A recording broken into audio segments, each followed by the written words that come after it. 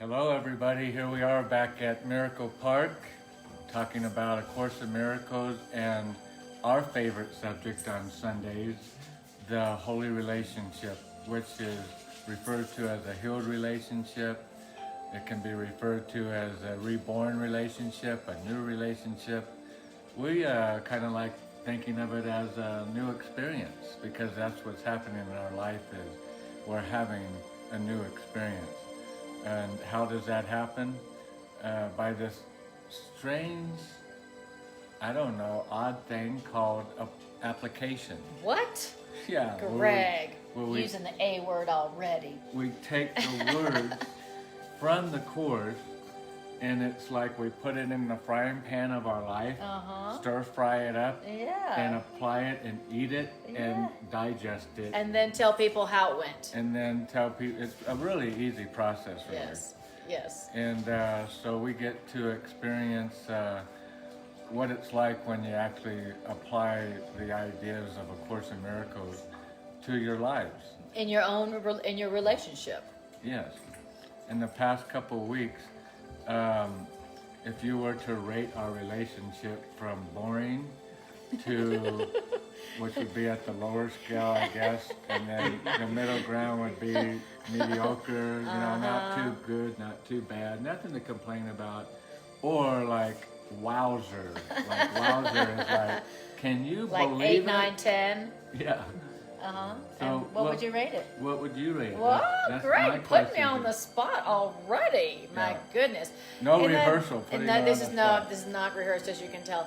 I would say in the last week to 10 days, it's been like a 8 and a half, maybe. Pretty out there in terms of an adventure. Yeah, an adventure. An adventure. And when you're doing your relationship in a new way for a new purpose, it takes you on an adventure. Yes. And that's what Greg and I were reading from in the last, 4 or 5 weeks in the section called The Beginning of the Healed Relationship. And it was talking about the adventure, the journey that a relationship goes on when two people decide that they both want to give their relationship to Spirit, for Spirit to use for Spirit's purposes. And even though those two people had no idea what they were doing, they immediately get strapped in, and now they're on the ride for their life. Yes. The ride of their life, the adventure of your life. And it's not always pretty, and it doesn't always feel safe, but it brings you to the ultimate goal, which is a healed, happy, holy relationship. And that's what we were talking about for the last 5 weeks or so. Right. So I think it can be summed up in this old saying of return to your first love. Mm-hmm. And what is your first love? Well, it's not my job. Mm-hmm. It's not my vehicle, my car. It's not my house. It's not Anna. My first love is my Creator.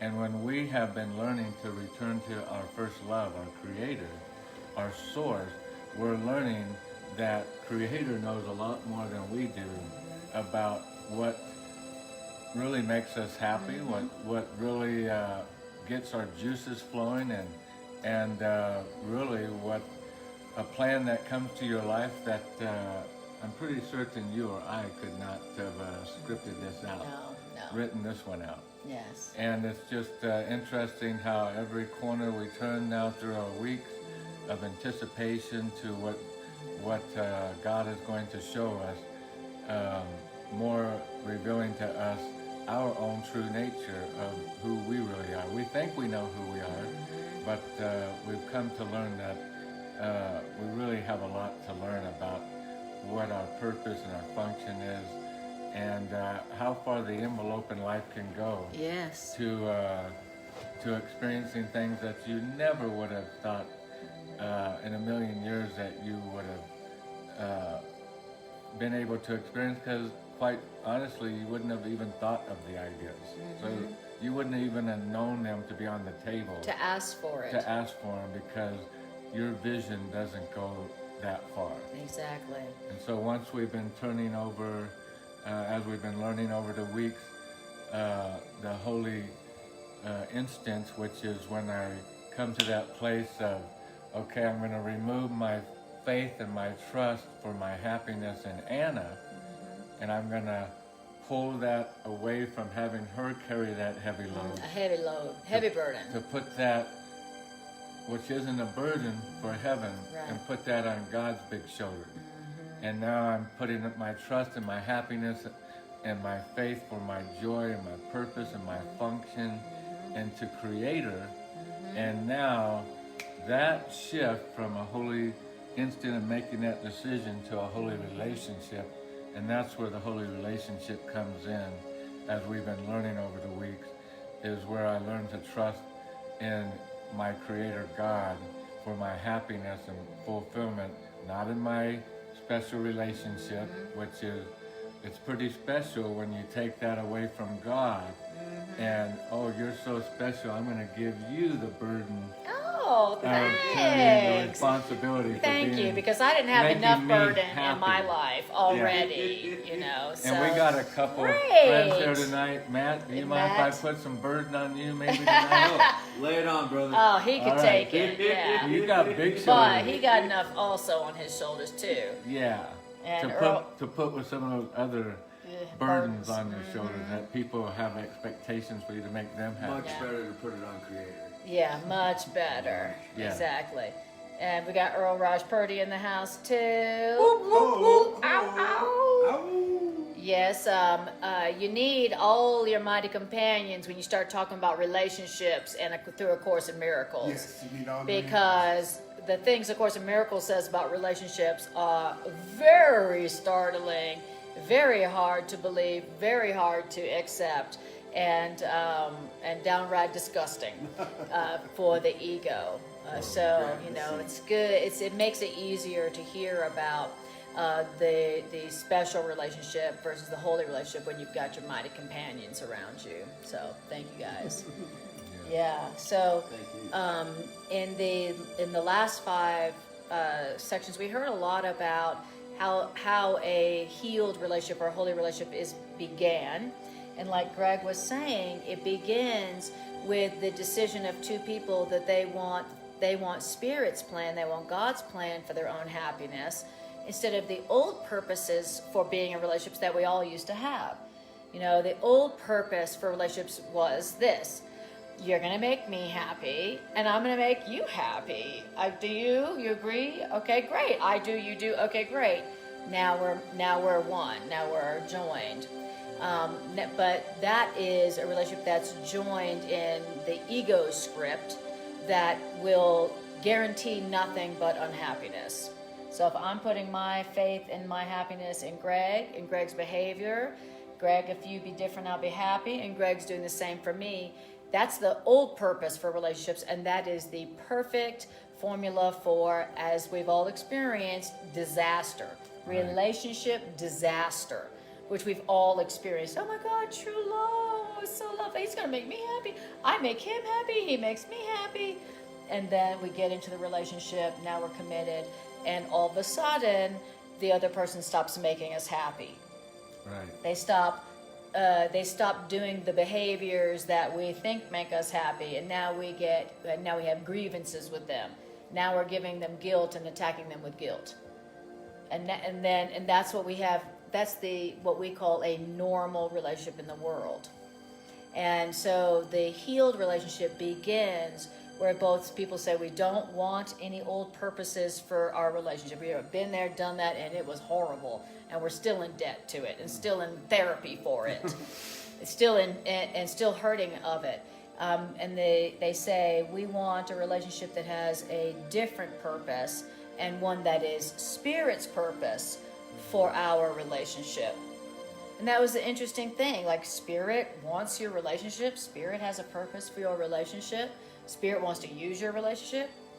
And so that whole section was about how two people, when they say, Spirit, we want you to use our relationship for your purpose, Spirit immediately takes that relationship, accepts that invitation, and immediately begins transforming the relationship. Right. And we heard that the beginning of the relationship is what? Sucks. Right. After you've given the relationship to spirit to use for spirit's purposes, now the relationship seems incredibly precarious, very dangerous, very depressing, disturbing, disjunctive. Right.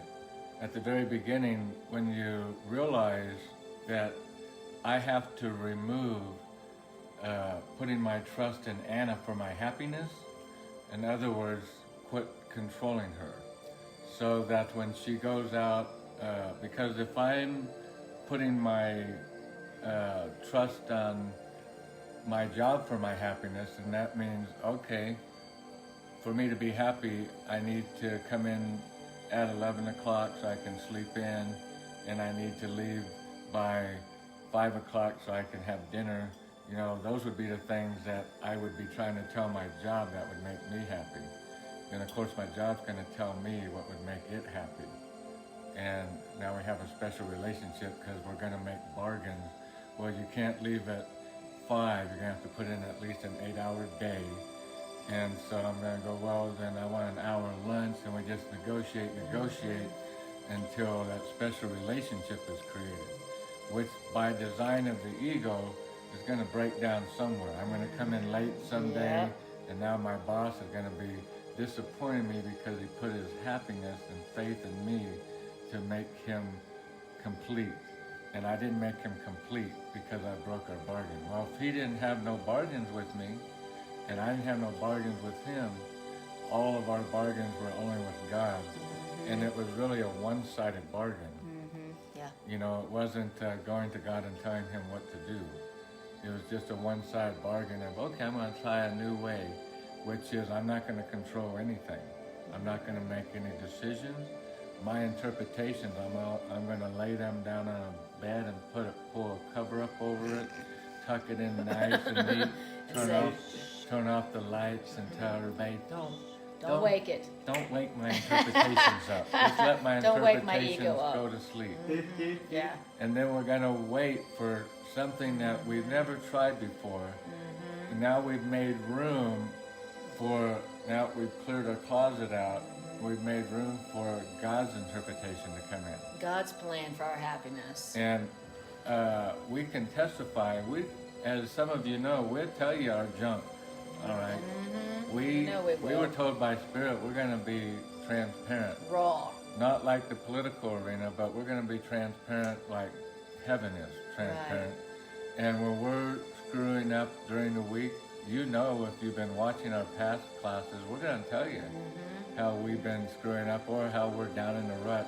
But right now, we're not down in the rut. Right now, if we're on the roller coaster, we're at that part where you come over and you dare to lift your hand up in the air and scream and shout and go, this is what I've stood in that line for an hour and a half for, this moment right here.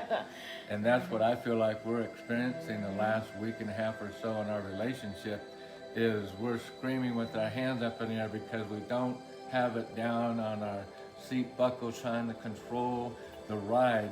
We have just totally surrendered to heaven and said, we are going to try this, you know, and see if these words in A Course in Miracles are for real. Absolutely. And I'll tell you what, I can't tell you more than what I'm saying right now. We're experiencing what Jesus prayed as an example. Father, thy kingdom come here on earth, and here we are on earth and experiencing heaven on earth. Yes. And that's not puffing anything up, bragging about anything. That's just giving a round of applause to the author that wrote A Course in Miracles, and tonight really saying thank you for taking the time to come and do what you did in our life. Exactly. Yeah, that was the radical concept that we learned of in A Course in Miracles, that Spirit wants our relationships, because Spirit uses our holy, healed relationships to turn hell into heaven. That's how earth gets turned from hell into heaven, is through our loving relationships, through our relationships that are not full of anger, guilt, and grievances. That's Spirit's MO. That's Spirit's tools. That's Spirit's devices for turning earth into heaven. And so, what A Course in Miracles is saying is that if you will invite Spirit into your relationship, asking that Spirit's purpose replace your old purposes for being in a relationship, then Spirit will transform your relationship from the guilt factory to an adventure of a lifetime that you could have never in your wildest plannings planned for yourself. And that's what Greg and I have been really getting in the last couple of weeks. Is like, okay, we get it. When we try to plan for our happiness, it tanks, it sucks. When we say, thy will be done, Spirit, thy will be done, then we get taken on the adventure of a lifetime. And then we turn to each other and we go, wow, we could have never planned that even if we tried. And so now we're realizing, all right, just like we want Spirit's plan for whatever, we also have discovered from experience we only want Spirit's plan for our relationship. We didn't even know before A Course in Miracles that there was a way that was a thing that you could say, Spirit, we want your purpose, and then it would transform your relationship from hell into heaven. And so we're discovering that together, and it's wild. So now we're always like, thy will be done. Whatever is your plan, Spirit, that's the one we want. And if I was going to tattle on us a little bit, especially myself, I would say this much that I'm learning in the Course, really primarily this last week, is so Anna and I were coming to terms with, okay, I'm not going to be caught up in placing my happiness in you. I'm going to give that over to God. And so whatever you're doing, I'm going to be peaceful with it. I'm not going to be judging and condemning your actions. Even if I feel irritated, I'm just going to trust everything is helpful, and everything is happening for a reason, and everything is happening the way it's supposed to be happening. And I just need to say yes to heaven's plan and go with it and really trust it. Well, here's what I learned here last week. So then the miraculous of miraculous starts happening.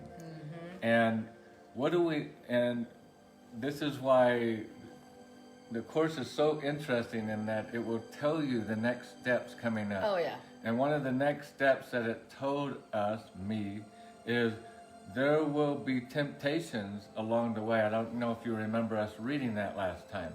There'll be temptations along the way to go back to your old goals, to go back to your old relationship. Yes. Well, what was the old relationship? The old relationship was, so now this paradigm has totally changed 180 degrees, going the opposite direction. And now bliss is on the table. BLISS, a whole banquet of bliss. And so what is the natural instinctual thing that I've been trained to do since childhood is once it started happening, then I was like, oh, I see where this is going. And so I can see now how I need to control it to do it the way I want it to go now. Right. Thanks, God. I'll take it from here. That's exactly what it is. God finally got behind the driver's seat. Yeah, and it was great. The problem is I got God in a stranglehold and opened up the Gave door him a noogie. and tried to push him out the door so I could get back in the driver's seat.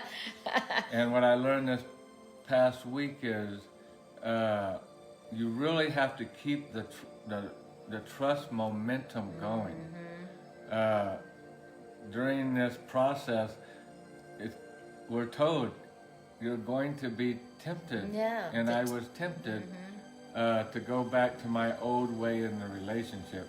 And the old way is it's not anybody specific, it's how we're living our lives. Are you trying to control the outcome?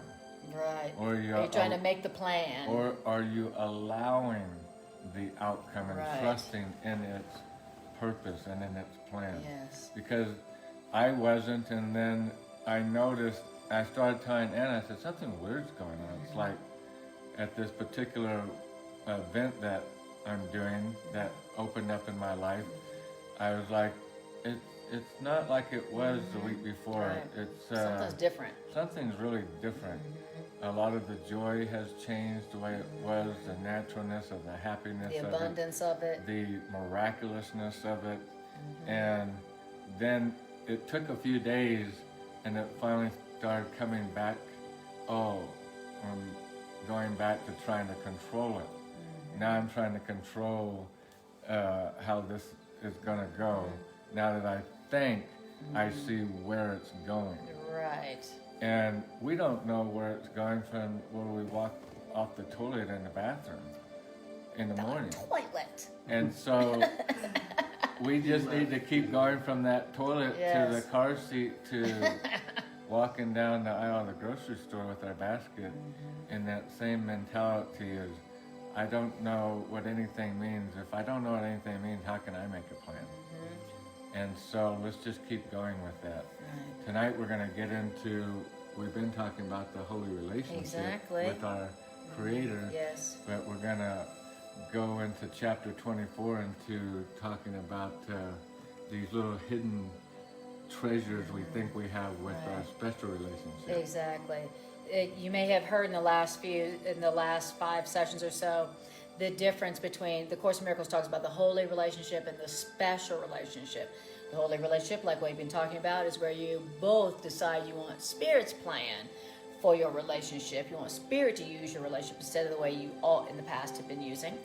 And this special relationship is what we're going to talk about tonight. And the special relationship is where you are using the relationship, not giving it to Spirit for Spirit's use and purpose, but you're using it for your special purposes, for your special purposes, for your plans, your happiness as separate from others.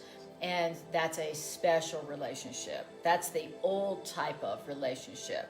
And so we're going to hear about specialness as a goal, as a belief. So in this section, it talks about specialness is a belief that you have. It's a belief in specialness. I believe I'm special. I believe God is special. I believe we're all different. Specialness means we're different. I'm different than you. You are different than me. We are different than God. I have what you don't have. You have what I don't have. We're different. Separation. And as long as we have this belief in differences, in specialness, then we'll always be in competition. No matter how much you say, I love you, we're one. Specialness, the belief in differences, will always produce competition. It will always produce a belief in lack. Specialness is a belief in lack. Specialness is, well, I can have something that you don't have, and you can have something that I don't have. That's lack.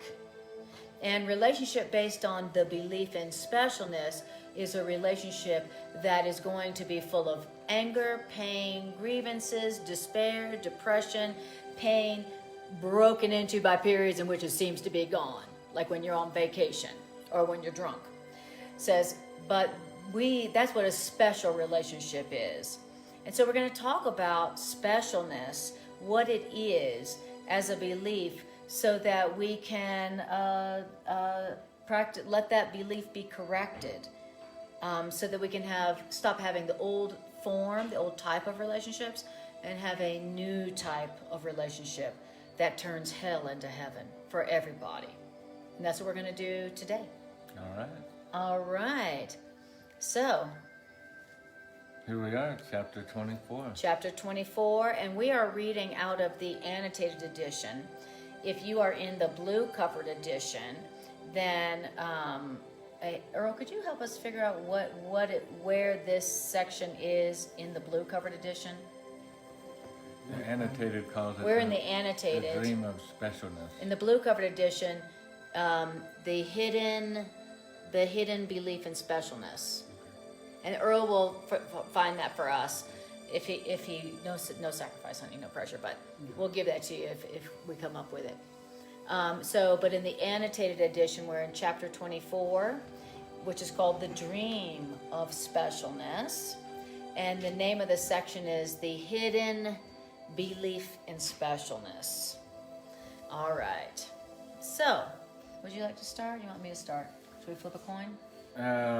I think we should just take turns reading. Perfect. I want to read the first sentence because this afternoon I was listening to one of our mighty companions on, it must have been a Facebook broadcast. It's just hitting me.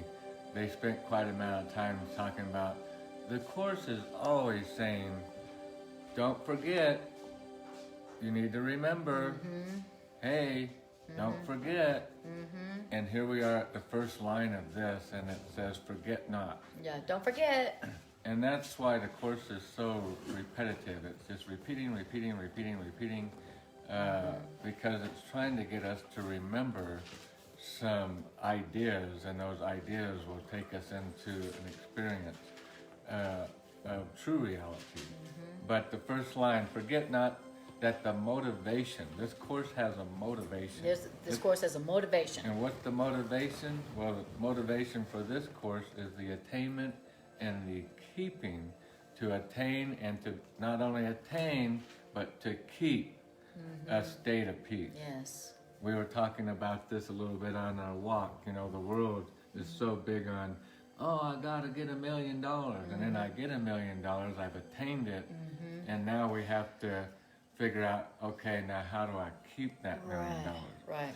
And the Course is trying to tell us that it has a motivation, and its motivation is for us to attain peace and to be able to keep that state of peace. And then given this state, the mind is quiet. You know that you've obtained what the Course's motivation is when you have a quiet mind. Yes. And you know what a quiet mind is because your mind isn't going 100 miles an hour. What am I going to do at my job tomorrow? What am I going to do with my car? What do we need to get? This, that, and the other. Just What do I need to constant. be?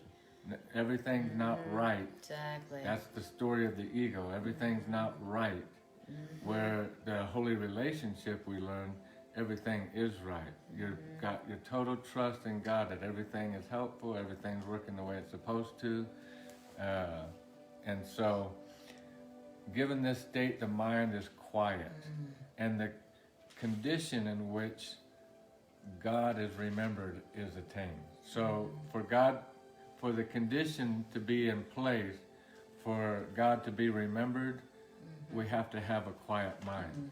I hear it saying that if we don't have a quiet mind, we're not going to remember God. So we're not going to have the condition for peace. Yes. And then we hear it is not necessary to, this is going to be really hard. This is warning. One of those concepts that Earl and Anna and I frequently read off, that some things are hard to believe in the Course. Well, this is one of them. Here it is. Hard to believe This is warning. going to be a hard to believe one. Take a that breath. You need not, it's not necessary to tell God what to do. What? Wait a minute. That's one of I tell everybody what to do. Yeah, well, you shouldn't, it's not necessary to tell God what to Oh, well, okay. That's what a special relationship is, where you're telling everybody what to do. do. Exactly, because you need, if you don't, nobody knows what your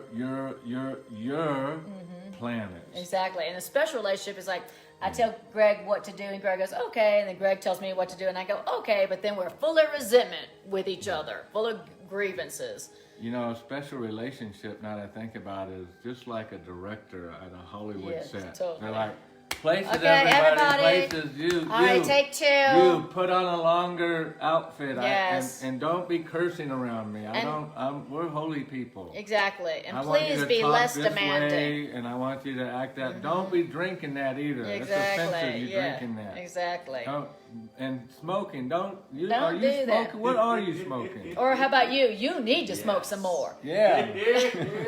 Special relationship where you're always telling each other and God what to do, and then wondering why you're never satisfied. Yeah. And Gee, I wonder why. And we have to constantly stop the movie going, take 45.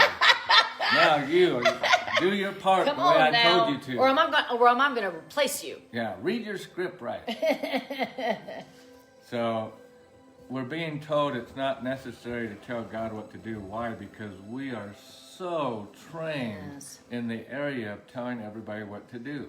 And so, we don't think it, but when we get with God, we are so trained and so natural, we think, in being a director. Yes. Yeah.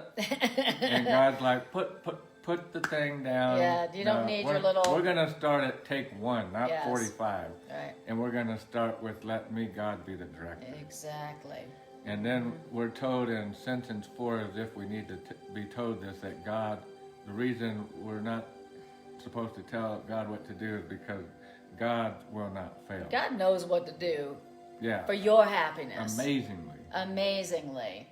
Now, Greg doesn't know what to do for my happiness, and I don't know what to do for his happiness, but God does. So, stop telling God, okay, God, look, if you could just make Greg like this, and if you could just make this happen, that'd be so great, God, because I'm certain that will make That's me happy. how most of our prayers have been. I know. We're like, please, God, please make my plans Yeah. happen. Thank Thank you, God. I love you, Would you God. help me get this job? And God already Yeah. knows that you would hate that job. Exactly. That job would not be fulfilling for you. And At not all. only that, God knows that's not where God wants to channel through your channeling device to use you. God wants you Exactly. over here. And you're praying, trying to be the director, telling, please help me get this job. And please make it to where I get the day shift. I'm not doing that stupid night shift. And director. Why don't you pick back up? I just read it. I love it. I will. And then Lynette says, I specialize in telling what to do. I know you do. You're a Sag. Yeah. Of course you do. You're like the plan maker. And you're in good company. And you're in good company. Awesome. So it Sentence says 5. I just sentence read 5. it Okay, today. so it's not necessary to tell God what to do. He knows what to do, and he won't fail what to do to make you happy. Where God can enter, God's already there. And just so you know, where God can enter, he's already there. And can it be that God cannot enter where God wants to be? Just a question, just asking. Peace will be, not might be, will be yours because it's God's will, it's God's plan. So say what? You're gonna have peace. You will have peace because that is God's plan. Okay. Wow. Okay. I didn't know that. Then it says, and that's what's gonna happen because that's God's plan. Whatever is God's plan, that's what's gonna happen. And what's God's plan? That you have peace. What's God's will for you? Peace. That you have a quiet mind. That you have a peaceful mind that's not full of conflicting beliefs and pressure and fears and anxieties. That you have a quiet mind. And what's easier when you go on a vacation and your partner, just their makeup and their personality is bought the plane tickets, they got the car rental, they made the hotel reservation, they already set up a couple excursions. They know what you like. And basically all you had to do was Show up at the airport. Is pack your suitcase in time to leave to the airport. Yeah. And they, when you got to the airport, they handled all the check-in at the desk. All you had to do is pull your license out, and you're just looking around, listening on your iPod. And when you don't have to plan, that's a vacation. I mean, for real, to be with a partner who knows exactly how you like it. Right. That all they want for you is to be happy. Right. They set up all the details for you in advance. All you have to do is show up. Now that's a good partner. It's like having a personal chef come into your It's house. like and- having a and personal just chef come into your and house. Just cook the way you'd like Exactly to eat it, the way you'd and like you it. like it. Yeah. The way you'd like to drink it. When we didn't have to tell him what to cook or how to do it Yeah. or when to do it. He Just just shows up and coincidentally. just happened to know what we like and when we wanted it, and there it is. And that's exactly how God, your creator, is with you. Okay? if your primary relationship is with your creator, your source, then you are in a relationship with a partner that already knows exactly what you like, who only wants peace and happiness for you, knows exactly how to set it up for you to have exactly what it wants for you, and all you have to do is say yes. Right. And you don't have to go find that partner. You're already in a relationship with your source, with that partner, with spirit. You don't have to go on Tinder, be like, oh, we're going to find a relationship like that. We're going to go find that. You don't have to do that. Right. All you have to do is, I'm already in that relationship, and I say yes to you, source, creator, father, mother, God. I say yes to what you want from me. You say you want only peace for me. I say yes to your plan. Now, that is the beginning of your holy relationship with source, and it's also the beginning of your holy relationship, healed relationship with your partner. Mm-hmm. And it is the formula for a good time. Not just a good time, but the ultimate of a good time. Such peace. Peace, peace, peace, safety, abundance. Peace, peace, peace, safety, abundance, fun, joy. That you didn't even have to plan. The sentence 5 here, what I hear it saying is, where God can enter, he is already. Where God can enter is only reality. Reality is not us telling God what to do. And so, if we're trying to be the director of the show here, God doesn't operate in that arena. Right. And so it's not that God cannot enter there, it's just that's not even reality. That's just, that, as the Course talks about, the illusion. Exactly. And where God wants to be is you. I know that's hard to believe, but Right. God wants to be in me? And Why would God want to be in me? I don't even want to be in me. Like, literally, hasn't it felt the last few weeks like God really wants to hang out with us? Exactly. Like, making it overly Totally. evident that God really wants to hang with us. That's exactly what our life has felt like in the last few weeks, that God loves to hang out with us. Yeah. And that's exactly what A Course in Miracles is saying. Where God wants to be, which is in you, then God is there already, which means God is already in you. And God is in you, and God isn't like, now, I want you to change. I want you to be like this. God is in you, and God's like, I'm in you already, because that's where I want to be.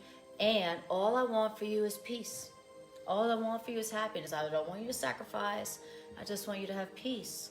And I'll do it all for you if you'll let me. It's all laid out right here. Because all I want for you is peace, and I'm God. Okay, so I'm pretty, like kind of have some power. I know people, right? I know people. I'm God, and I'm in you, and I only want you to peace. So if you'll let me take it over, it's gonna be good.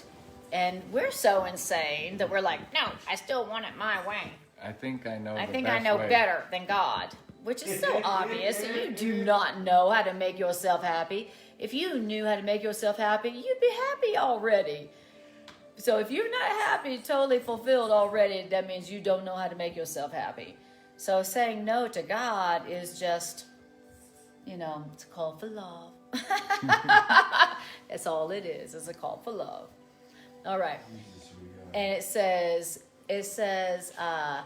peace will be yours because that's God's will for you. That's what God wants for you.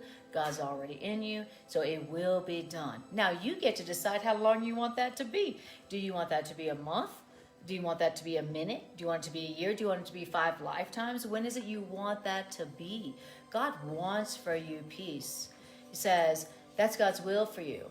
But when is it your will for you? And that's how long it will take. And do you want peace for a couple days, and then you take back over the steering wheel, and you start making a plan again, even though you started out giving it over, and then it started going this wonderful direction, and then you decided, 2 days of peace is enough. I'm going to take over this ship now. I can take it from here. Yeah. Let me put on the captain hat. I always want to wear the captain's hat. We know, Greg. You've been wearing it. We know, Greg. Plenty of years. Yes, absolutely. Well, somebody get Greg a captain's hat. and it's a little small for What'd your you say? head. Kind of looks like a pirate. He does look like a pirate. I think Greg has been a pirate. Yeah. I think he has been. I made some people. I dig Yeah, that vibe. I think you two were a pirate. I think Yeah, y'all were I think pirates we were together. Come up here. Yes. Let people. Come here. People see. Here, the I face. feel like yeah. when we first met wasn't the first time we met. You if know that makes that's sense. right. Yes. You know this is Yes. a pirate, Yes. and he's made people walk the plank. Arr, Arr. hold me down. I bet you've made a few people go off the plank. And you have, but you're innocent. But you're innocent. They're not their bodies. There's always a good reason. It's always a Yeah. good reason. sure Yes. I'm sure you had a good plan going there. Yes, exactly. Why you Oh, needed yeah. to do that. That's right. I mean- No, you had a good plan. This is the chef that God sent us today Yes. to start cooking for us at 10:30 in the morning. I just made some bolognese. We didn't So tell it was him. nice. Just some we didn't bolognese. tell I mean, him come anything. on. You could get any kind of bolognese at the grocery store. But Anna would know that Ashley says hi. Hi, Ashley, and hi, Andrew. Anna- And Andrew says hi, brother Matt. Hello. Andrew and Ashley, I think, are in Florida right now. I'm not sure. Yeah. So this is Teacher of God, Matt. Yes. Yes. One-time pirate with Greg in the last In lifetime. a past life. In a past life. We yes. had a black ship with a skull on the side of it, but it wasn't meaning for they made anything. me You should have been there. It Yes. was fun. And they Yeah. made Raj walk the plank. Yeah. That's No, why. he didn't. That's why we're all back together. Yeah. He was right there with us, pulling the ropes. That's why we together right now. We do this Yes. around and around and around. Yeah, we take Exactly. turns who's going to irritate the other in the next lifetime. Exactly. We change our Exactly. professions as well. It's That's great. right. Exactly. Yep. And here we are once again, trying to remember that we only want God's plan for our happiness. That's what we're here Now, trying to Matt, remember. I want you to read the next sentence because imagine. Right here. Can you believe? Yeah, the shadow was when we were making people with our plan walk the plank. All right. So, can you believe a shadow can hold back the will that holds the universe secure? Can God's you? calling our plan a shadow. Yeah. Like that's the We're in the respect we're ante. getting for our plan. Okay. We're in the ante. I looked at it. God does not wait upon illusions to let him be himself, no more his son. Right. We're daughter. God Or does daughter. God does not wait upon illusions to let God be himself. God doesn't wait on our plans Right. or perceptions. Right. If you're holding up, I was telling Anna, if you're holding up like a yellow piece of paper, and that yellow piece of paper was God's plan, and I put up a white piece of paper in front of it and blocked it, it's gonna hide God's plan, the yellow paper, but the yellow paper is still there. Did you grab that? Yeah, I grasped That was that. pretty deep. I understand that. Yeah. It's pretty awesome. No We say- matter what our plan is, it's not gonna change. Just whatever our plans is. It's not gonna. Does God's not matter. plan's Still, Don't matter. Still gonna be there. Yeah. Isn't that deep? That's the hardest thing to say. My plan doesn't matter. Yeah, I mean, I had plans to be a chef and do all these awesome things, and then I got hit by a car. See? See? I lost everything. I couldn't Yeah. taste or smell. I didn't even know what year it was when I woke up. And then I come out here and I'm doing audio, video, home automation, home security. That's nowhere in the That was culinary exactly world. Right. That wasn't My white paper was I'm going Right. to be a chef. Exactly. And God put me out here. And then I'm doing then, audio, video. I find a 900-acre ranch sign. I'm like, maybe I should make an orphanage there. Now let's do a contrast. Of Yes, shall your, we? Your plan your plan that to you be put a in chef. front of God's plan, Was to be a chef. and then Right. God's plan. What, Right. was what to is- start an orphanage. Yes, exactly. He had to whack me over the head really hard to Yeah. the point the doctors told me I'd never work again. Yeah. You're pretty stubborn.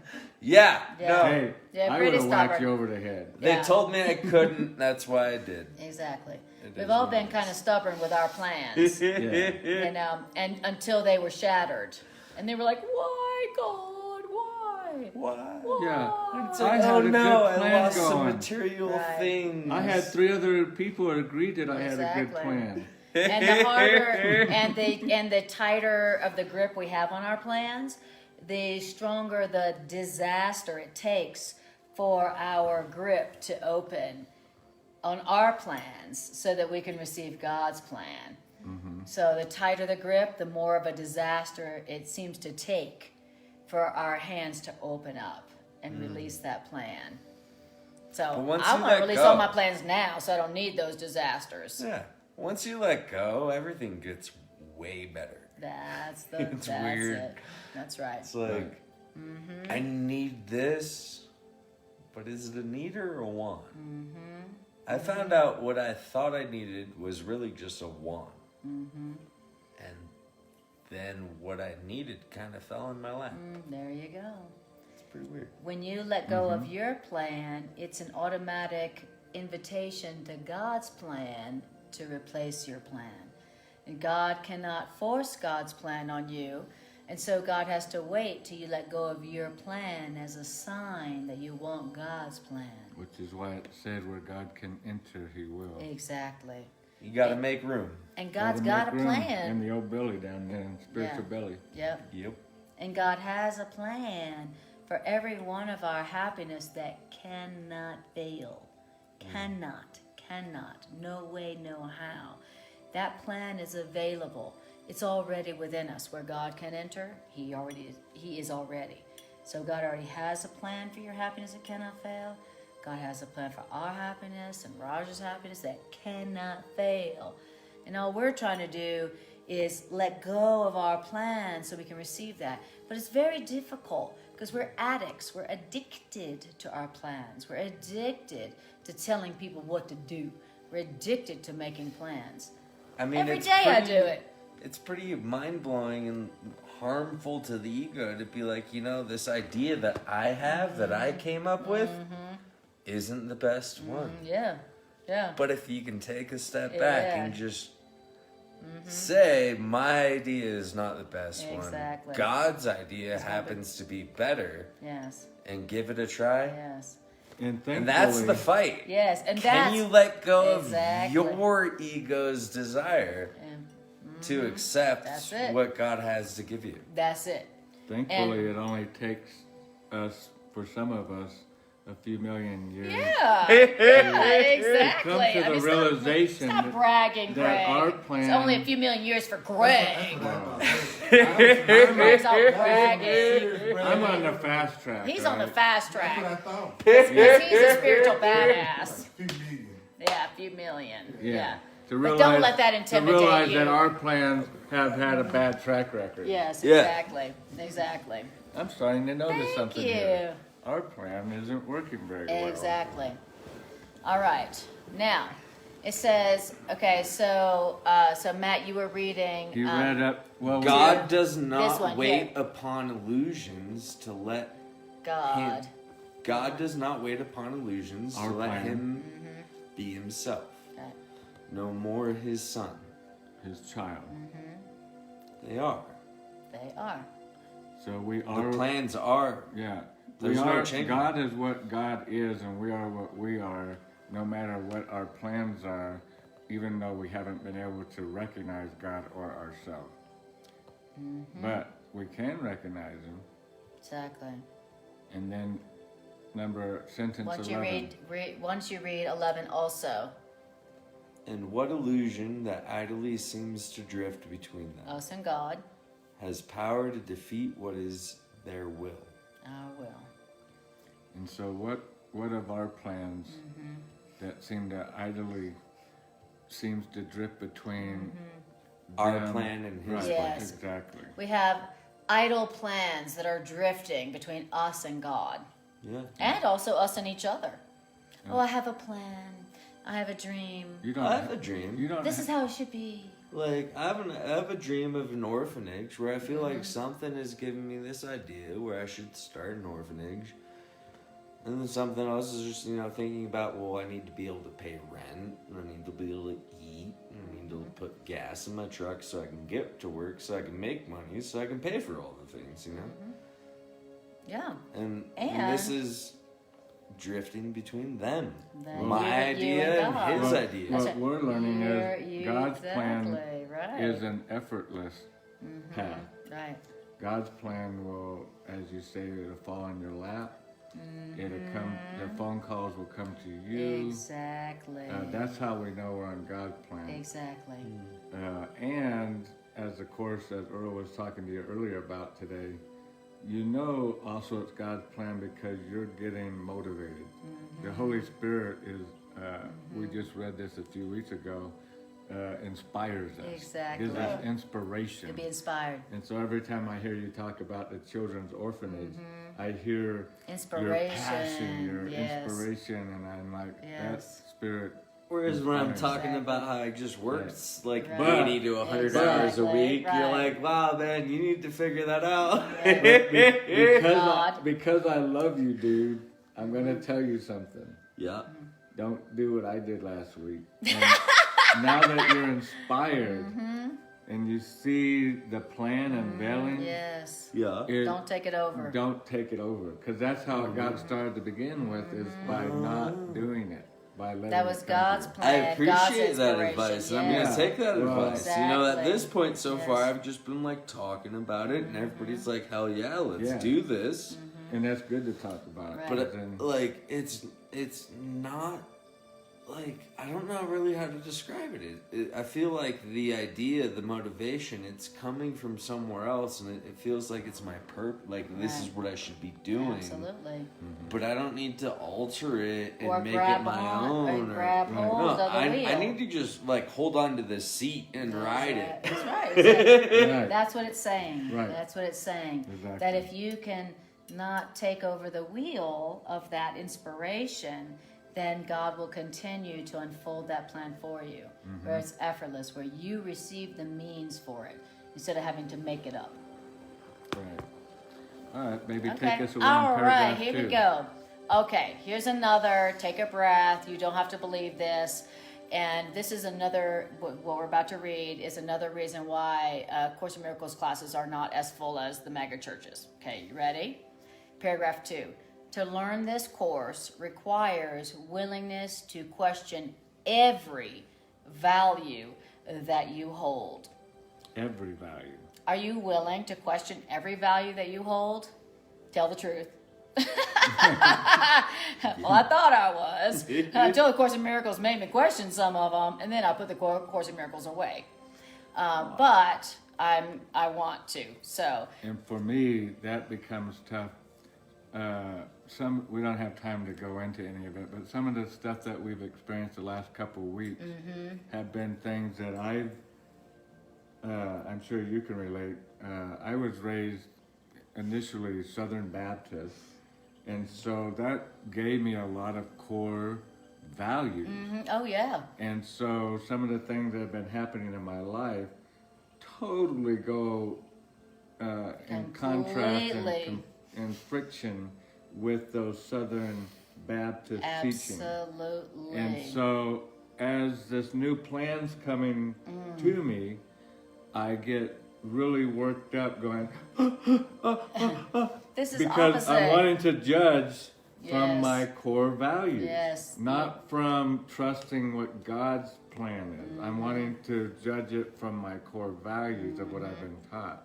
Right. And I'm not, and that right there tells you you're afraid to see another way of looking at things. You want to keep seeing it the way you've always seen it. Exactly. But when you have the breakthrough, when I finally had the breakthrough a while back, which was quite a bit more than a week ago, but then now these things can come to me quickly because I'm trusting and not judging. I'm trusting and not judging, trusting and not judging. Right. And then all of a sudden I go through the experience and I'm like, that wasn't evil at all. That wasn't bad at all. That wasn't, why were they teaching me that? That was a wonderful experience. And not only that, the people that I was around had wonderful breakthroughs and dealt with fears in their own life that they were never able to deal with because they could never step away from their core values either. So you get some people together that are willing to look at their fears of what they've been taught and question every Question their core values. Right. then watch out and Right. see what happens. Exactly. And let's review some of those core values, shall we?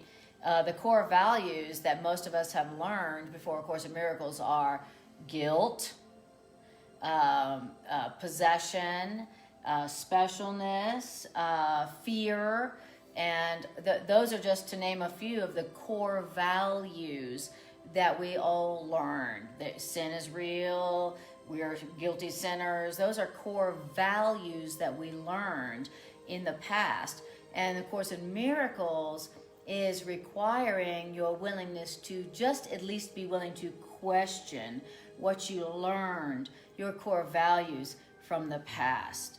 And that's a challenge. That's a big challenge. We all learn sin is real, we're guilty, we're limited, we're bodies. This is what relationships should be and should do. And A Course in Miracles is like, well, are you sure about that?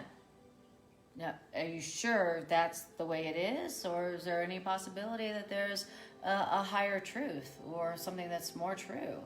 And A Course in Miracles is it's requiring you to be willing to question every core value that you hold.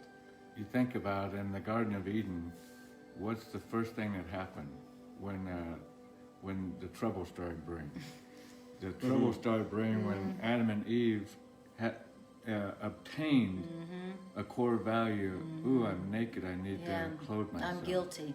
I'm guilty. Yes, And, exactly. No my reason. core value Yeah. has been broken. Right. They didn't even have a value before because they used to walk around innocent Right. all the time. Wasn't it the snake Exactly. that pointed out they should feel guilty Yes, about being yes. naked? Didn't Yeah. even occur to them. It was somebody else made them feel ashamed. Exactly. Yeah, and it didn't occur to them that they had been this way all along up until now, and Exactly. then now all of a sudden, for some reason, it's wrong. Right? Exactly. The insanity in that. Like, come on. This is me. Why should I be ashamed of me? Right. Well, There's no reason to be. after class, Well, I we'll mean, talk about it. Yes, Depending on, exactly. like, you know, how you act. Exactly, Right. right. And so if you want to learn A Course in Miracles, it is going to require that you question all of those core values, everything that you learned in the past about what you are, what you should be doing, what's true, what's real, what are relationships, all those core values that you've learned, that you can't learn a course unless you're willing to question those core values and say, is that really true? Like, is guilt real? Is sin real? Am I guilty just because? And so that's why this Course in Miracles seems to be difficult, because it requires you to be willing, not to accomplish, but to be willing to question every value that you hold. And it says, and not one of your core values from the past can be kept hidden, which means obscure, that will not jeopardize your learning. Wow. So any core value from the past that you're not willing to question is going to slow down your learning. Yeah, let's not deal with this one. Right. Like, yeah, I don't want to deal with like the sex core value, like sex is bad. I don't want to deal with that. Okay, fine, but that's going to slow down your learning. Well, I don't want to question my core value about like what relationships are supposed to be not and do. to slow it down, Okay. but jeopardize it. It jeopardizes. Yeah. Oh, Like, imagine if I wouldn't have thought about my anger issues. Like, I had anger Exactly. issues There's I a core overcame. value around that was a that. core value of my childhood. Exactly. Certain And things judgment. would trigger me, and eventually I Exactly. decided, you know, maybe if I don't let that piss me off, and of course Miracles talks about that, you know, if you're confronted with a situation and you allow yourself to get angry about it, you're basically just hanging the axe right over your own head. Exactly. And jeopardizing your learning, which also means your evolution. If you want to keep that hidden and not want to deal with that Exactly. anger. Like, let's deal with Or everything. deal but with it let's and I don't grow, have you anger. know? Right. And let's think about what anger is. Anger is like this. I don't want to question that value. My value is right, and you're wrong. I don't want to question that value. I don't want to question that. I want status quo. And then that's what anger does. Anger moves away, pushes away any question like, is that value even real? Like, what is the value of that? Anger pushes it away and says, I don't want to question that value. My values are real. they're set, and anybody who makes me question that, get rid of them. That's what anger. That's what anger does. I did that. Yeah, I did I that know. for We years. all still do that. I don't want to question Shame on that. you. I'm right. I'm right. You're wrong. That's what anger is. Was that I'm going on wrong. the ship? I'm right. You're wrong. End of question. I'm not going to be questioning this, and move right along. But when you are not willing to question your old values from the past, what you learned from the past, you're not going to learn. You're not going to grow. You're not going to evolve. If you're like, well, everything I learned in the past is absolutely all there is to know and learn, and that's all there is, and anybody who questions that, they're just wrong, get rid of them. You are going to stay static. You will not be evolving. You will not be growing. And life won't be as fulfilling and as adventurous and enjoying and peaceful. Right. To learn a new thought system, you're going to have to be willing to question the old thought system. That's just the way learning goes. Yep. And no belief, no value Right. is neutral. Yes. So it's not like, well, some of my values aren't important. Right. None of them are neutral. Everyone has power in sentence 3. Everyone has power to dictate each decision that you make. Every belief. Every belief, every value. Every belief, every value has power to dictate each decision that you make. Right. Wow. So every decision we're making is based on every belief, which, by the way, is from our past, what we've been taught. Yes. And that's why that saying comes up, we have to be reborn again. Yes. Is we have to be taught a whole new value Belief system. Yes, exactly. A whole new belief system. That's and, right. And until that happens, our decisions that we're going to have forthcoming are not going to be any different than our decisions have been ever before, because we're still operating off of our old value system. Exactly. So we have to set those down and be willing to question every single one of them. Every single one of them. If you want a new life, a new world, then you're going to have a different belief system, a different value system. The value system and the belief system we had in our past has produced the world as we see it. And so if we want a different world or different life or a different relationship, we need a different belief system. But we're so addicted to our belief system that when anybody questions our old beliefs, we feel offended. We feel threatened, and we attack them. Maybe we even kill them. We've done a lot of that, and that's what we do in our relationships as well. So A Course in Miracles is something that is saying, listen, are you willing to at least be willing to question what you've learned from the past about what's real, what's true, what you are, what's really happening? And if you're willing to question what you learned from the past, then you can grow and you can evolve and have a different kind of life and a different kind of relationship. I wasn't planning on sharing this tonight, and I'll keep it real brief. Okay. But back in 2003, I had an experience where I went to what I call the Blue Book room or the White Stone Table room. But it was a 9-month experience. For every day I'd go to this room, shut the door, pray, and I would have what I would call an out-of-body experience, where I would go to another Dimension. realm, a room with a big white stone table. And it would have a big book open on the table, and a man in a robe, and all the looks of holiness, okay? And I would go to this realm, and this book would be open, and this is one of the things that I knew when I heard A Course in Miracles. This is one of the top, probably 3 things that when I heard this, what we're reading right here, read, I knew that that this was my path. Because when I went to that room, the book would be open, and it took me, I told Anna, this experience happened for 9 months, and it took me about 6 months of going there to realize the pattern. Yeah. And what the pattern was is sometimes I would go there and I'd be there for a couple hours, and it would seem like days. Sometimes I'd go there for what seemed like days, and it would be just a few hours. But I noticed that in real time here on Earth, when I came back, the longer I was gone, it was the more that I wasn't willing to question that value. Right. And I would, every time I'd go for the 9 months, it'd be like, okay, this subject, this visit is going to be about tithing 10% to the Lord, giving to the church. And I had my core value. And the man in a white robe was going to take me through an experience that was going to show me emphatically that the exact opposite of the way I believed is how it is. Right. That the way I believed was wrong. Yes. And sometimes I'd go in there, one of my longest visits in that place was I was refusing to give Yes. up my concept Yes. of what communion was. Right. And that's You know, the bread and The body and the the blood. body and the blood. Yes. Bread, Uh, wine, and blood. I was refusing, because to me that was a holy grail. You don't touch that. Don't subject. question that value. You don't question that. That belief. And man in the white robe, you and I are getting ready to go at it. And that's why it take a while. And I was in that room for a long duration of time because I was not willing to give up my core value of what I believed. Right. And so, And your core value of it was. well, I don't have time because that Yeah, was Oh, whatever, fair enough, whatever, sorry. yes.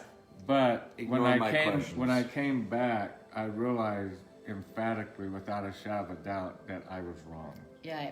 And now, when I came back, I was an open vessel, you know, To learning.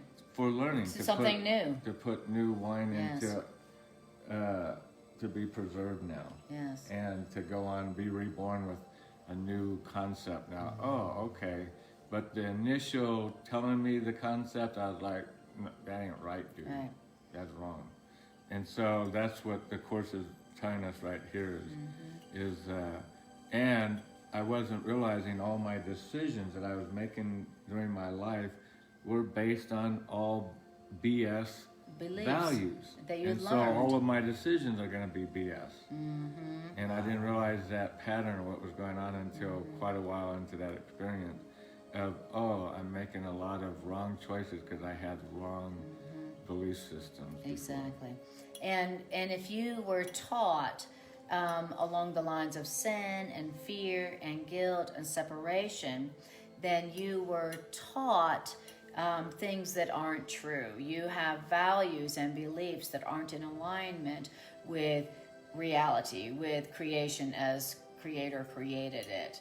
And the Course in Miracles is saying that you can learn a new belief system that is true based on universal truths, but only if you're willing to question the old belief system. If you're not willing to question your old belief system, question them, then you can never accept a new and true belief system, value system that is available to us, that's based on love and not separation and union. And so that's why A Course in Miracles is challenging, because it's asking us to question what we learned from the past. And that's why it's difficult. You know, Course in Miracles isn't difficult, but it's difficult for us because it's asking us to do something that we're afraid to do. I wanted to question what your mother taught you. Yeah, don't What you your be questioning what my mama what told your me. Mother's mother taught her, and her mother taught her. And it Exactly. comes down the line, and so now you're going to be the rebel and go, let's question all of the things we've been taught. Exactly. And the Course in Miracles says something, the Course in Miracles says, you think you know what you believe, but you don't really know what you believe. You think you know what you believe, but your core beliefs are mostly unconscious to you. And so it's very shocking to realize what you actually believe, what your subconscious mind actually believes. But every issue and problem and struggle is something that is trying to reveal to you a core belief that you're holding from the past that you're not willing to question. But the universe wants you to question it because the universe wants to give you something better and different.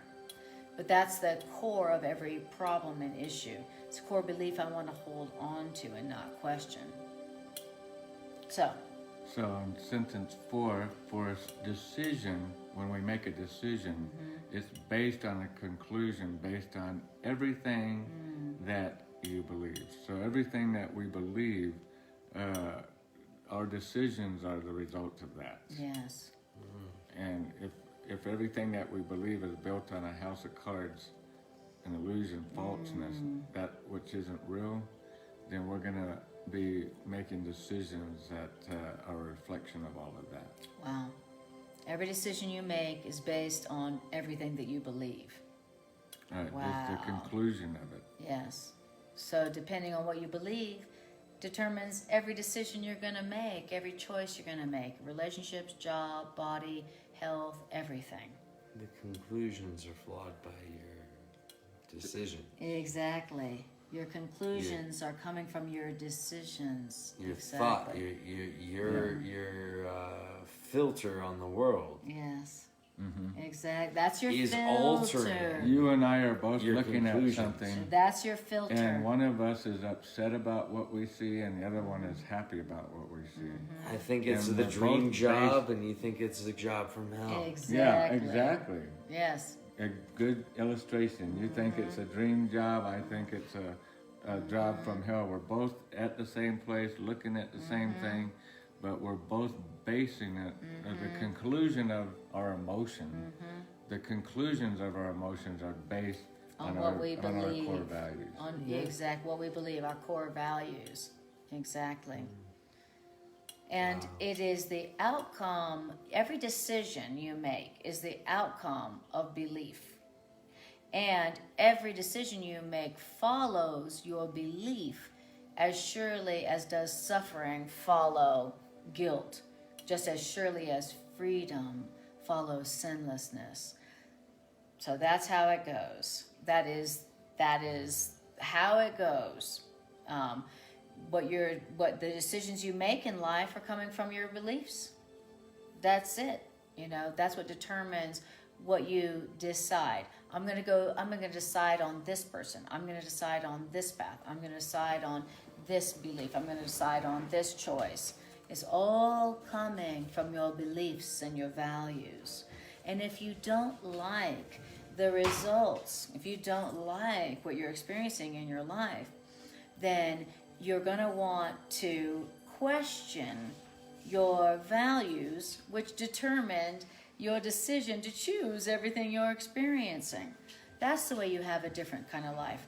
That's the way you have a different kind of relationship. You review, you become willing to question your core values, your core beliefs. And then, when you're willing to quit, now it didn't say you have to come up with the new ones. All it said was, are you willing to question the things you learned, your core values from the past? It didn't say, so that's it. That's not too much. Are you just willing to question them?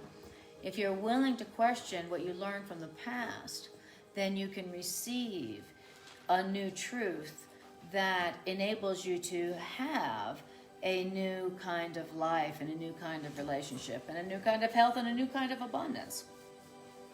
So, do you have the willingness to question your old beliefs? You don't have to come up with new ones, but are you willing to question them? If you are, then the learning of A Course in Miracles will be no problem. If you're not, then you'll struggle with A Course in Miracles and it will be too difficult. And you'll be like, this Course in Miracles is too difficult. It's too complicated. Like I heard someone say, it's too complicated. Yeah. We hear it all the time. What it is you, like you say, you don't want to give up your beliefs, your core beliefs. Your core values. Exactly. You want to stay in that white stone table room and argue. Exactly. And you want to debate, and you want to analyze it, and you want to,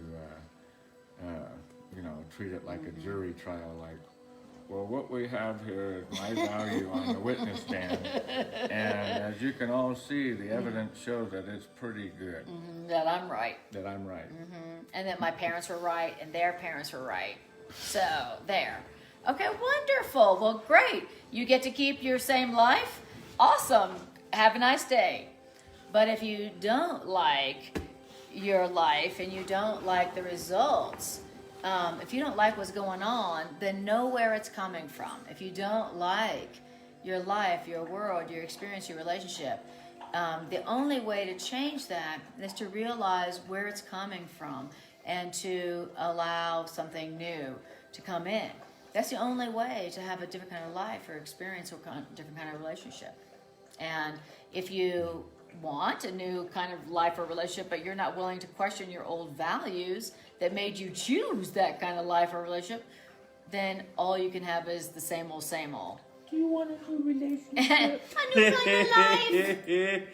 Do you want a new For a while, I did. Yeah. For a while, And then I did. you and took back. then I made that happen. I took action and I made my own life. I Yes, created exactly. my own. And here we are. You allowed space Yes, for it. exactly. Exactly. Good job. First, man. I had to desire it. Then I had to have the courage Then you're grab willing. it. Yes. And you're willing. and make room for it. Once the willingness came, along with a plan to make it happen, Yep. everything fell in place. Exactly. If you are willing to question what you have learned in the past, since it didn't make you happy, that's all you got to do. Spirit will come in and go, wonderful. Now that you've opened it up, I will give you the truth of the matter. I'll give you the truth. It's not just a belief. It's the truth. But now that you're not clinging to your old belief and killing and murdering or getting rid of everyone who, offers a new way, then you can receive this new truth, which is an ancient truth. It goes like this. Now that you don't want to be a pirate and steal the treasures out of heaven and go with God's map. Now you want to- just God's to plan. chart the high seas. Yeah. It'll be more fun. Exactly. Pretty much. Right. I got to the point where I was done of doing all the crazy stuff, and I'm just like, I need a better way. Yes, there's got to be And a then better way. Spirit put a person in my life that was like, hey, I have this way. Is that better? And I'm like, damn, Megan, Yeah, that dang, actually it looks is. really Yeah, good. Let's thank you, try Megan. that out. Yeah, thank you, Megan. Yeah. And tried it out, and it all worked out for the better. Like, And here you are now. couldn't Yeah, make it up looking if my pretty life good. depended on it. That's exactly right. So basically it comes down to, would you rather be right or happy? That's really basically what it comes down to. And if you're not right, that means you're valuing, if you're not happy, it means you've been valuing being right. If you're not happy in any area of life, it means you've been valuing being right about what you learned in the past. And when you become happy, it means that you decided, I don't want to be right, I just want to be happy. So what is it that'll make me happy? And now you're open. And then now you can be happy. Once you're open, you can accept what Spirit has to offer. Exactly. You have to open yourself up. That's right. Once you want to let go of ego and you no longer need to be right and you Yeah. don't care who's right or wrong, you Yeah. just want peace, serenity, and Yeah. happiness. That's when That- everything falls in place. That's exactly right. Now you can accept God's plan for your happiness, which cannot fail, to make you ecstatically happy in a lasting kind of way. Not in a way that's just a weekend and then you pay and pay and pay. A lasting happiness. That's what A Course in Miracles, that's what this teacher is offering for us. So, beautiful. Now, it says, the truth is this. There is no substitute for peace. No substitute. None. None. In other Not, words, not none- power, not fame, not money, None of your plans. not sex, not drugs, not rock and roll, not all of your fantasies. There's no substitute for peace. There's nothing that will make you more satisfied and happiness than peace. Peace of mind. Wow. That's why we don't like A Course in Miracles. Like, no, my fantasies are going to make me happy. My plans are going to make me happy. You're like, no, sorry. No substitute for peace. Yeah, my fantasy, which is another way of saying my plan. Yes, exactly. My plan will bring me my peace. Yes, And exactly. God's saying there's no plans will substitute God's Your plan. No. plan for peace is cutting yourself short. That's right. Yeah. Your plan for peace is making yourself miserable. You don't even know what it means to make yourself peaceful. If you did, you'd already make yourself peaceful. Right. We do not know how to make ourselves peaceful or happy. We don't, or else we would have done it. Boom. Boom. Boom. Drop the mic. Drop the mic. This was literally another chapter in the book. Yes. If you're banking Absolutely. on your plan for peace, you're selling yourself short. Exactly. Creator has a better one. Exactly. You need to give up and go for the ride. Exactly. So really, when we should be just saying, I just want peace and I just want God's plan for peace. God's, what's your plan for my peace? Anything besides that is us trying to make up a substitute. Mm-hmm. And it's a watered down substitute. Yeah. So don't sell out for that. Yeah, that's a sellout. You're selling yourself out. Well, and I believe that the substitute is recognized when we realize that the plan is a struggle. Like it's not effortless. It always is, isn't Yes. it? Yeah, it's Like always just things aren't it's working like, and you're Yeah. trying nothing's to going force right. it. But This squares didn't don't work fit out. in round holes. Yeah. So And heaven's wondering, when are you gonna get it? Because you're implementing your plan. Don't you see Exactly. how the contrast of Yes. how Oh, my difficult God. it is from when you implement my plan, heaven's Exactly. plan, how effortlessly it goes. Yep. and then when you just let go and drift down the river on the raft. Asking for God's peace. God's plan. Yep. Oh, hey, everything just falls in my lap. This is weird. Right. The fish are And jump- you don't the even fish want are to jumping- trust that at that Yeah. The point. fish are It's jumping too in the- easy. The fish are Exactly. jumping. But in the it's boat. so perfect. Just go with it. I Exactly. swear. Trust it. Exactly. That's exactly how it goes. And when we say we want God's plan for our peace, and we just want peace, and we just want God's plan, it all happens so effortlessly, all of it. And then we say, no, Too that's good too to be true. easy. That's too Yeah, good to be this is true. Too simple. And then that's how we sabotage it and we take back. Yeah. We're like, no, I don't deserve it that easy. This is too easy. This is too good to be true.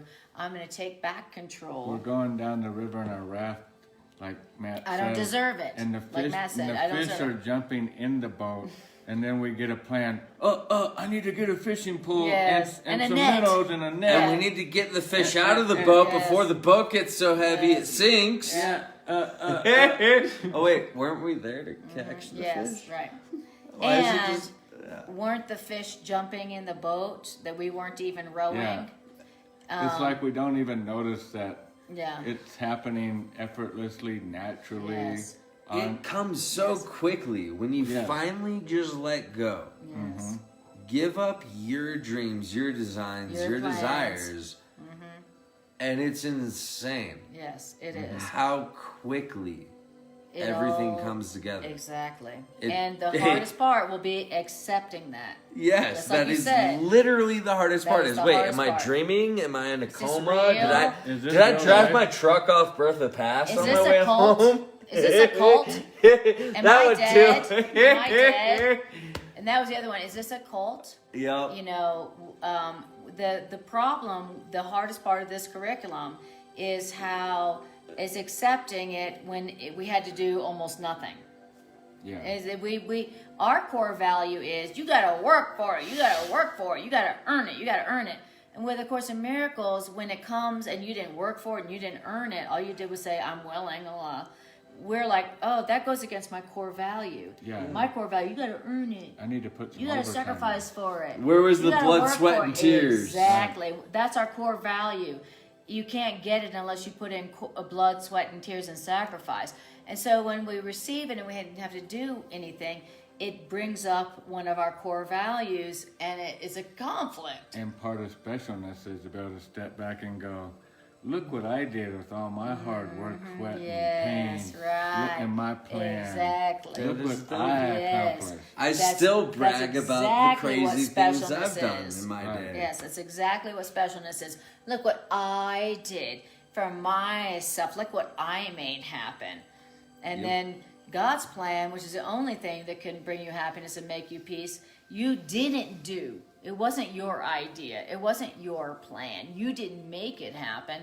All you did is say, "Okay, I won't value my plan or core values above yours." That's it. That's all it takes. That's all it takes.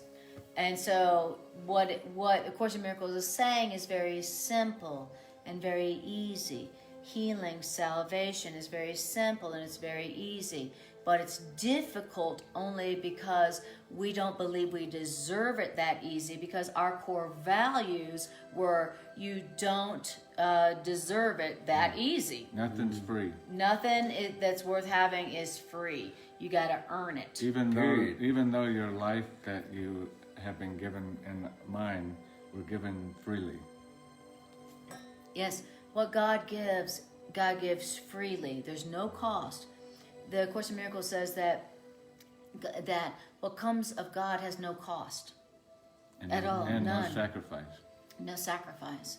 And that, talk about something that goes against our core beliefs, our core values. Come on now. What did we learn? Our core values told us if it comes easily, it's not of value, it's of the devil. You know, and that if you don't have to work for it and sacrifice it, no blood, sweat, and tears, it's of the devil. It's not worth And having. who's going to get to brag if you didn't do it? Exactly. And so, Then just to brag on God.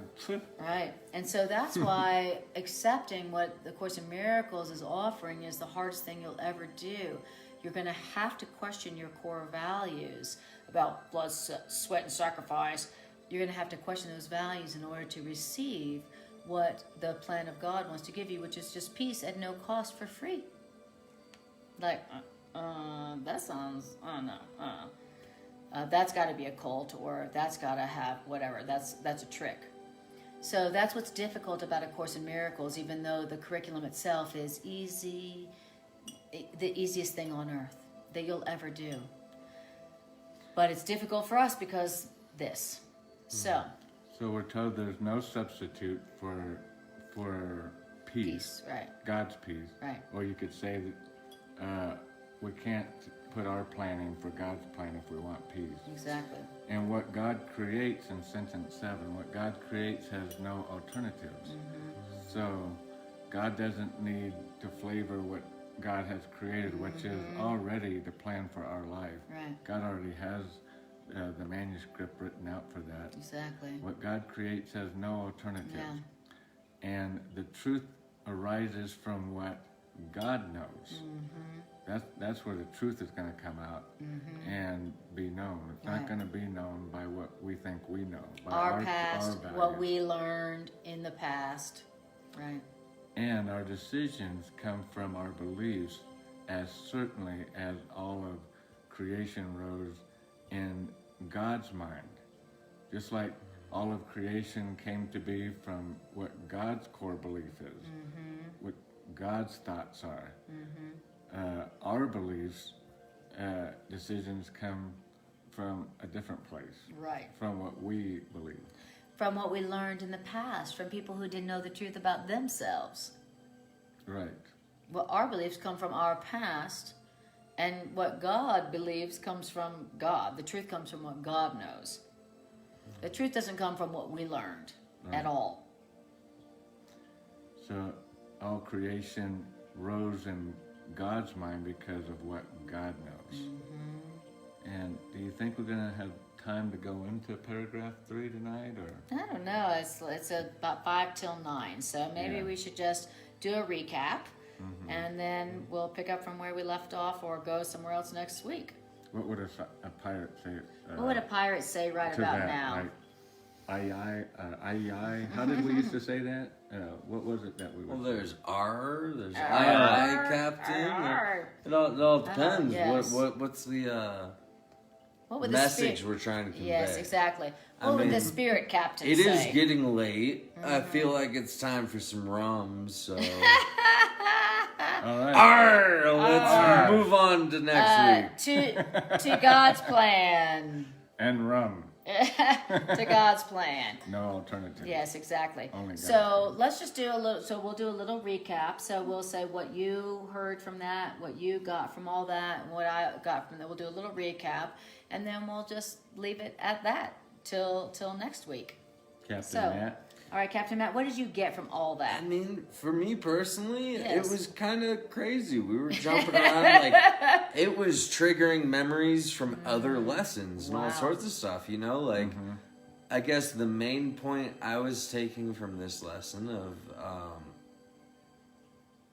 like I have a plan. I'm trying to create happiness and peace, but I Yes. have to like let go of that, let go of ego, and let God, Spirit, higher power, Yahweh, whatever whatever. you want to call it, Bread. I have to let that plan take hold. Yes. Because no matter what, that plan's taking hold. Amen. The sooner you accept That's that, right. the sooner you're just like, whoa, why is everything so easy? It's It's falling so into good. place. Yes. crazy. Very I good. can't explain it. I've experienced it. I can attest that's real. I challenge you to try it. And that's my takeaway. That's beautiful. Greg? That's a beautiful takeaway. I don't even know how much more I can know, add to that. I That know. was so brilliant. I'm sorry you had to follow that, Greg, but we believe in you, honey. You can do it. Come on. I know. I wouldn't want to Well- follow him either, Leo, that he is, but Yeah. you know. I got a lot of the same thing is that, you know, the author of the course is trying so hard to be our friends, for real. It's like, hey, I learned this truth and I'm trying to pass it on to you. And the truth that I learned was when I gave up my plan, you know, my plan wasn't to go to a cross. I was even asking if that could Was be, your plan. if that could be changed. Yeah. If it was possible. But if it's not possible, I said, nevertheless, thy will, in other words, thy plan, Yes, thy plan be done. and not mine. Yes. And what happened? Everything worked out beautiful. Yes. Everything worked out brilliant. Everything That happened. dude didn't die. That's pretty Right. good. That's a pretty good outcome. Yeah, that was a pretty People good try to outcome. kill you, but it doesn't work, and you come back better. That Right. sounds like a good outcome. I And feel that- like he came out like this, but Yeah. I mean, I could be wrong. If he was anything like me, he did. If Yes. he wasn't, then, Right. you know, Right. better on him and good to Yeah. But Well, you're not going to ascend and overcome death with a grievance. So so anyone who has Or having had your own plan. exactly. But when you don't have your own plan and you only want God's plan, which is peace for you, then you can even overcome death or whatever the ego is trying to do to you currently. You know, the ego is trying to kill us. I mean, that is something Course in Miracles tells us. And when you start studying Course in Miracles, you realize, oh my God, crap, that is true. The ego is trying to kill us. Why? Because we are the innocent child of God and the ego is not.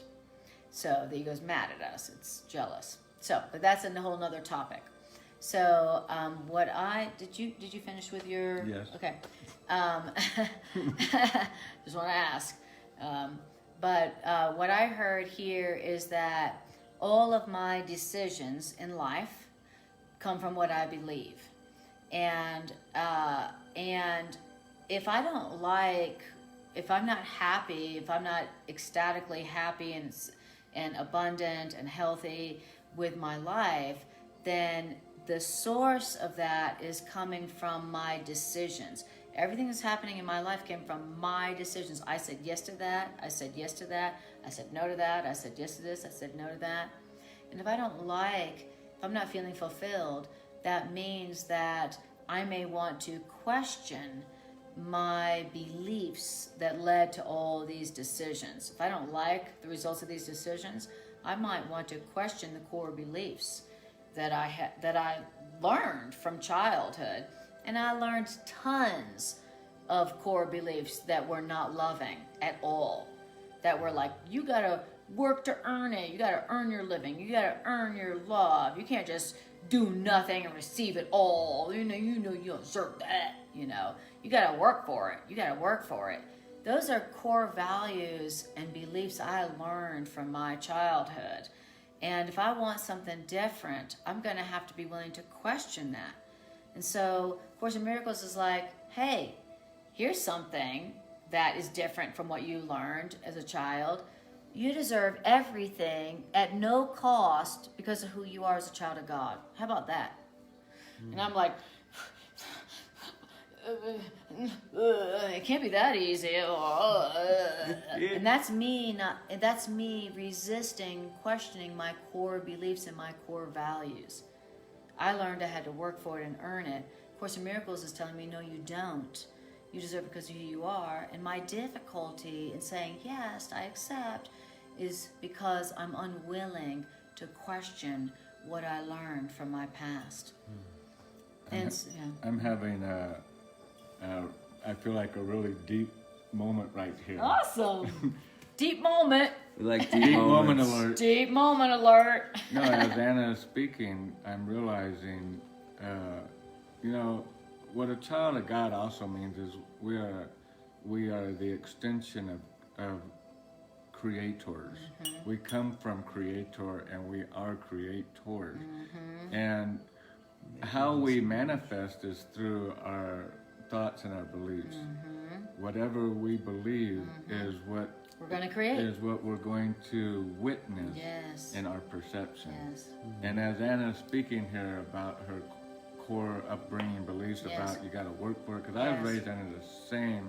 I bet you were too. I heard it. The same, and it's not the people who raised us, the people who raised them, yes, and the people who and raised on them. down the line. It goes back to the Garden beginning. of Eden. Yeah, that we have to earn. Yes, real love. We have to earn what we're what we're receiving. Yes. And so as Anna's talking here, because I've had a question here for several months with Spirit, which is, okay, if we're children of God, so weird how this question is being answered right now in the middle, the end of a show.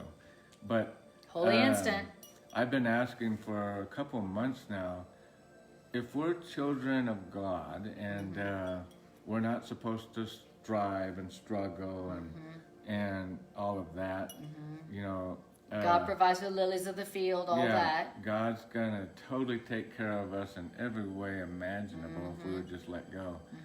And I'm like, how is that even feasible in this world?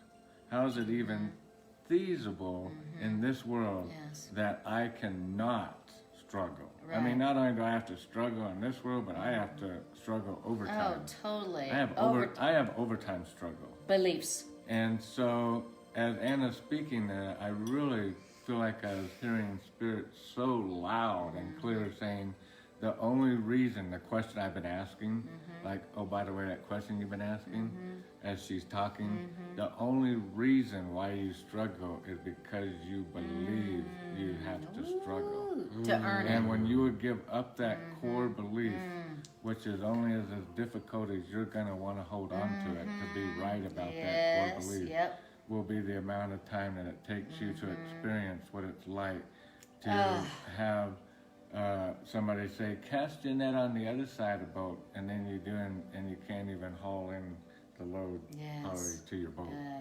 The fish really are jumping into your boat without a fishing pole. Yes. And so I'm going to even try to challenge myself in that area here this upcoming week to the idea of, do we really need to struggle so much? To make ends meet, absolutely, to have what we like to enjoy doing in life. Exactly. Well, here's the thing that I hear. If you are willing to question all the values and beliefs that you received from childhood, then you could receive God's plan and God's will for you, which is you have it all with no struggle, no sacrifice at all. Exactly as you like it. And that's why A Course in Miracles is so challenging. It's not like it's hard and difficult. It's just that we're like, no, it can't be that easy. Like you said, Matt, it can't be that easy. It can't be that easy. I learned I don't deserve it that easy. We all learned you don't deserve it that easy. I was talking to my dad today. He was like, children who have it, your daughter, she, I don't want her to believe that she just has it, she needs to learn that she needs to earn it. And I was like, And I realized, that's one of my core beliefs. Right. because- Literally, my dad was telling me, you don't deserve it unless you earn it. And if your child believes she can have it without earning it, she will be blah, blah, blah, blah, blah, blah, blah. She'll have a And hard, I was like, she'll have a hard life. she'll be a hard, she'll have a hard life or whatever. She'll be, So we think we're trying to pass on Yes, what's been passed down, exactly. passed down, Ex- out of love to Exactly. help the next person out, exactly, not realizing that we've all, as the Course has said, have been taught that way. exactly. And so, so what I hear, so I'm always about, well, what do I do? What do I do? What's the practical thing? I've got all these earth planets. So I'm like, okay, what do we do? So here's what I hear that we're doing. That what we can do is that anytime it comes up where we feel like we have to make a decision, okay? How often does that happen? I gotta make a decision about my job. I gotta make a decision about my relationship. I gotta make a decision about what I do today. Whenever it comes where you feel like you have to make a decision, remember what you really want, and what you really want is God's plan. What you really want is God's will, God's plan, which is that you have peace. God has a plan that will bring you only peace and happiness and abundance and love. And so what we want to remember is that's all I want, Yeah, my ego's like, no, I want this to happen, and I want that to happen, I want this to happen, I want that to happen. Okay, fine. But what do you really want? Oh yeah, what I really want is God's plan for my happiness. So God, I want your plan for my happiness. That's what I'm really asking for today. That's the practical application of this that enables us to receive God's plan for us, which is what? Only peace, only peace, only peace, only abundance, only joy, only love and happiness. So that's the practical application here that I got as a reminder here. Nice. And there's no substitute for that. There's nothing that will bring you more peace and happiness than asking for God's plan. Right. There's no substitute that will work better. Exactly. That will even compare. No matter how good of a plan you come up with. Oh, and this one's great. This Always one's going to fail-proof. fall short to God's Or- plan. It will Or always fall Or short how of God's many plan. heads come together and agree that this Yes. plan that we made is Yeah, good. exactly. Your plan will always fall short. And you don't have to know what God's plan is to ask for God's plan and to receive God's plan. All you have to do is want God's plan for your happiness. Knowing Be that open for it. just be open, And here's the thing. God's plan for your happiness will always go against what you learned from the past. Okay? God's plan will always make you go, that's not what I learned about key to success and happiness. That's not what my parents taught me. God's plan will always go exactly against what you learned from the past. So just be aware of that, and that will be your only struggle in accepting God's plan for your happiness. Is that you'll be like, well, that's not what I learned. My daddy told me da-da-da, and my daddy is very successful. Right. So that's that. That's what I heard. All right. All right. Beautiful. Beautiful. So thank you all for joining. Did you see Ashley's comment on there? I Ashley missed it. Ashley said, Matt, I'm so happy to see you. So happy to see you here. Oh, Ashley, I That's miss what you Ashley so said. much, boo. Yeah. So that's what Man, it Ashley feels said. like it's been years since I've been in Denver. See? I miss So- you. I wish you were You here. gotta come up Ashley. to the mountains. Ashley, we wish you were We're here. gonna Seriously. braid And his. Andrew, We too. might braid his beard And tonight. from what I I'm heard, down. Ashley and Andrew are both going to be here in Denver soon. So maybe Ashley and Ashley and Andrew will be here soon also Right. on the barbecue. We'll We're have going to a- have to get a wider We'll screen have camera. Ashley. I can figure that out. I do audio Thank video. you. Hallelujah. That is what we've been asking God for real. Hey, I'll talk Yes. to the boss. The And- plan continues Exactly. effortlessly. Yeah. See, it unfolds as we speak. And so thank you, all of you, for using your very precious time to join this healing circle that we do co-create whenever we listen to A Course in Miracles ideas together. Because A Course in Miracles ideas, as radical and crazy and difficult to accept as they are really do bring peace, not only to us, but to the world. So thank you for joining this healing circle. So yes, so there you go. Greg and I do 4 live streams a week, Sunday, Monday, Tuesday, and Wednesdays, all on Facebook Live, 7 to 8:30 p.m. And feel free to join us in any of those classes. Live or tune in whenever you can. Yeah, during the we week. never know what's going to happen because we're asking for love's plan instead of our own. Big risk to our egos and our specialness, but makes for a good time. Yeah. So, We weren't thinking of Matt sitting Yeah. here on the or couch. Raj. Or Raj, but it unfolded the way it unfolded, and here we are experiencing what I would call buffet bliss. Yes, buffet love bliss. that. That's going to be my new stripper that. name. Buffet bliss. And And next now coming to the up, we're going to have is buffet bliss. That's Buffet right. Bliss. That's All right. the bliss you can And handle look what right she's here. wearing. A big smile from ear to ear. And what else is she wearing? Who cares? We don't even notice. I love how you put that. Thank That's you. good. Thank you. Solid. It's all good. We appreciate you more than we can say, and thank you for joining this. And if you would like to share these ideas with the world, then feel free to share it on your Facebook feed. Sharing is caring. And you can check out my YouTube channel, Anna Kujawa, and see years worth of classes. And Lynette says, bless the bliss. Bless All right. the bliss. I What like she it. said, Lord.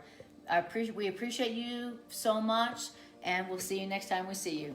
Bye, everybody. Bye.